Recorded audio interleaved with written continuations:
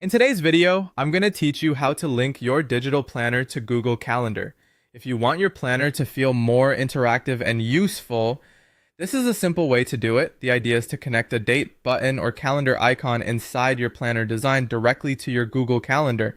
So when someone clicks it, their calendar opens right away in the browser. It's a great feature for digital planners because it helps bridge planning and scheduling in a very practical way. To begin, open Google Calendar in Chrome. Once it loads, look toward the top area for the gear icon and click it to open your settings. From there, go into the settings section and choose the specific calendar you want to work with. This matters if you have more than one calendar because you want to make sure you're grabbing the correct link for the planner experience you're creating. In that calendar settings, copy the shareable public link for the calendar. Be careful here to copy the web link exactly as shown so it works properly when you add it later. Next, open a new Chrome tab and launch the design tool you want to use for your digital planner template.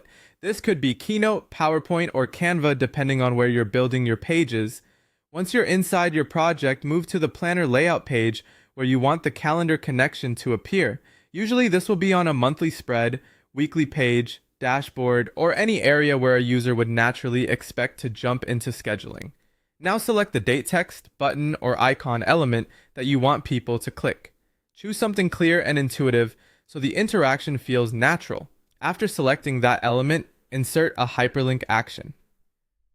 The exact wording may vary slightly depending on whether you're using Keynote, PowerPoint, or Canva, but the goal is the same. You're assigning a clickable web link to that object. When the hyperlink field appears, paste in the Google Calendar web URL you copied earlier. Once that's in place, your planner element is now connected to Google Calendar.